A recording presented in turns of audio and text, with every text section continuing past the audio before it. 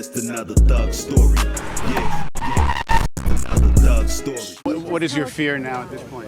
I'm afraid. I hope it's not him. What's up, y'all? Today we're going to be talking about Manuel Viloria Paulino, a 16-year-old who was last seen November 18th, 2016. His remains were later found on Lawrence riverfront on December 1st, 2016.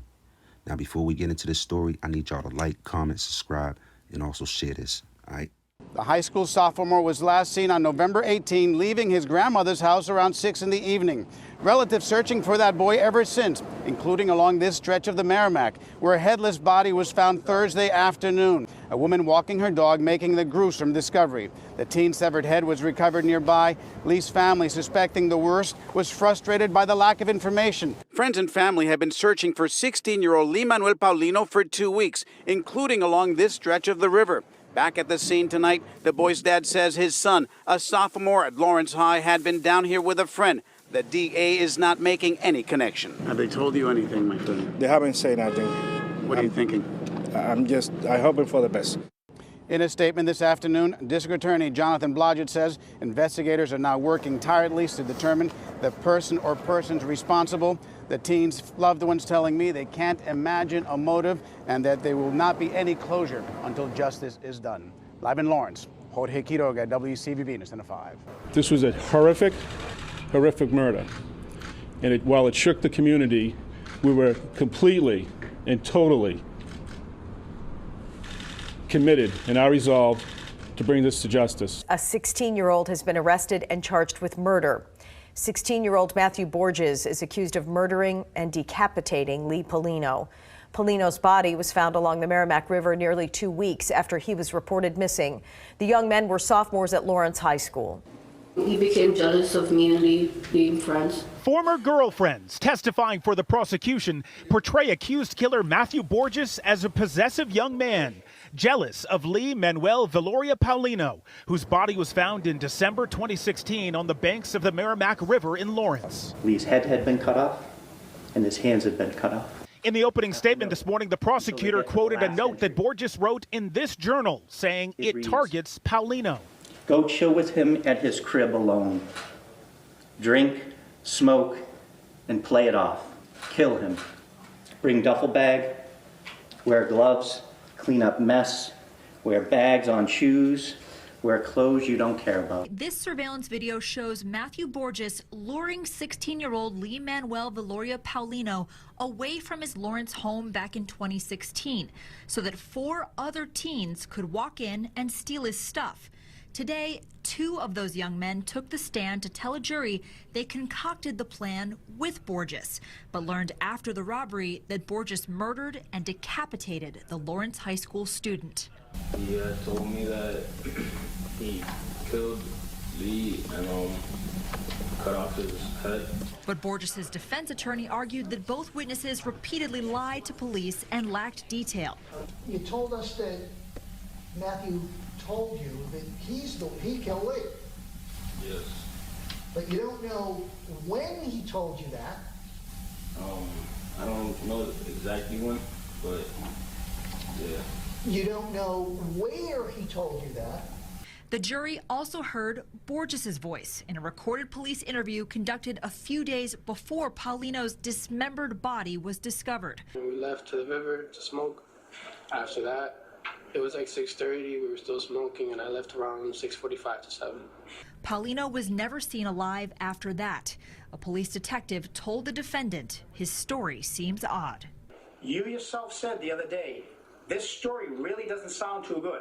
The defendant was tough on the outside, but insecure and jealous on the inside. This right here is Lee Paulino's mother. This is her victim impact statement. We have done differently and tried to understand why someone would plan to commit such a horrible crime to such an amazing person.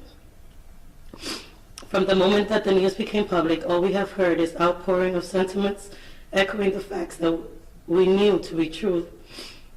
Manuel Viloria Paulino was a sincere, loving, responsible, charismatic, and altruistic young man on the verge of seizing life that many goals truncated. With the assassination of Manuel, we were also assassinated because Lee was everything for this family. It was my firstborn, Gustavo Nivalise's first grandchild, and Samuel Angelique's first nephew. Lee Manuel has always been immensely important to us, but now with him gone, we feel like we can't breathe. The sentence handed down serves to help him find remorse and repentance in his life. We reaffirm that the assassin of Manuel Viloria Paulino should receive the maximum sentence. Thank you.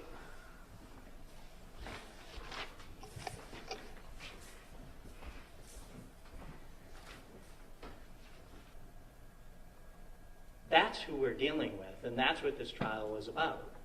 And so I can't think of anything that is more premeditated when someone is thinking about it, plans it, carries out a rather sophisticated plan, if you will, to get Lee out of the house, brings him down, and then stabs him to death. And what we heard about the killing itself, putting aside the extreme atrocity and cruelty, is Lee was stabbed dozens of times while he was still alive. And the medical examiner explained all that during this trial, Your Honor. To the family, there will never be justice for what was done to Lee. And the legislature has made the decision that this is the punishment that a person of the defendant's age at the time is subject to. I would suggest that the maximum penalty is the justice that the defendant should receive and that this court should hand down. Thank you. Thank you, Judge. First of all, I agree with Mr. Gubitosi's legal analysis of the 30 years for the extreme atrocity and 25 to 30 with the deliberate premeditation. I do disagree with his recommendation for 30 on the deliberate premeditation. I would request 25, and here is why. I agree that the nature of this crime would call out for the most severe penalty possible, and Your Honor is going to impose that, life. I mean, he's getting life. It is a little unusual in our system for a judge to set parole eligibility, and it seems to me that this, I've been banging my head against the wall since the verdict, trying to figure out the statute that sets parole eligibility. It is a confusing statute. And it seems to me that the legislature is asking judges, Your Honor, to do a really impossible thing, is to anticipate what Mr. Borges is going to be like in 25 or 30 years. I would request that Your Honor impose parole eligibility at 25 for that offense, for that portion of the offense, the deliberate premeditation.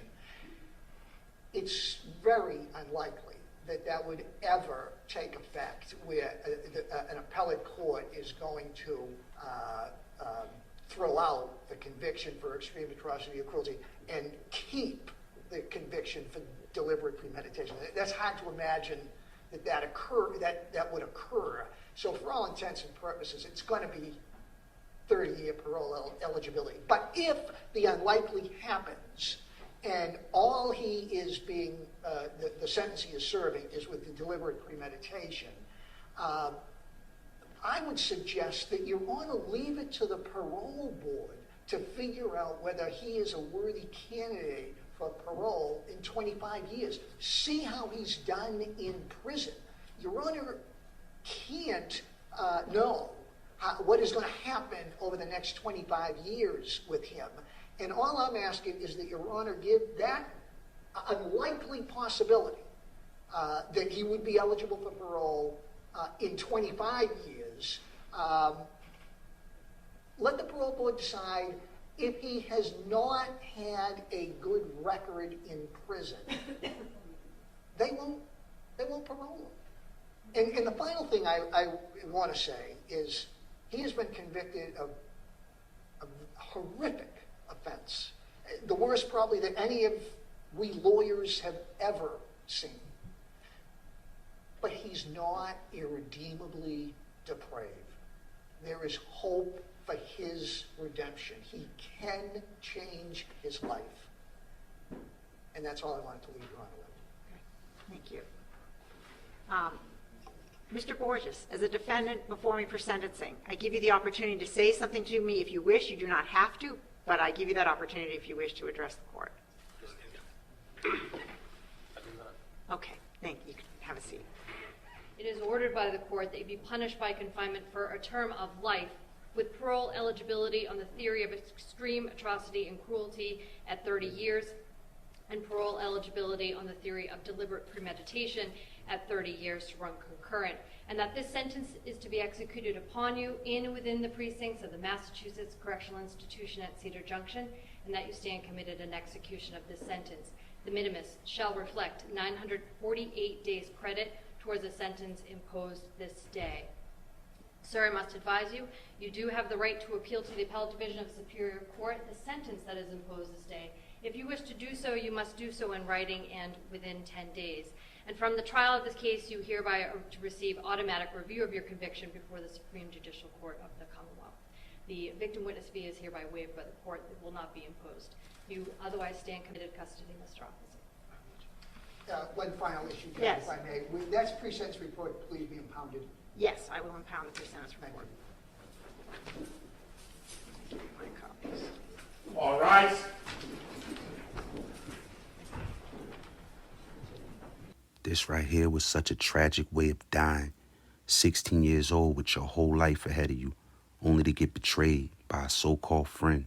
Thanks for watching, and my condolences to Lee Paulino and his family. Y'all make sure to subscribe so y'all can stay updated on my next stories.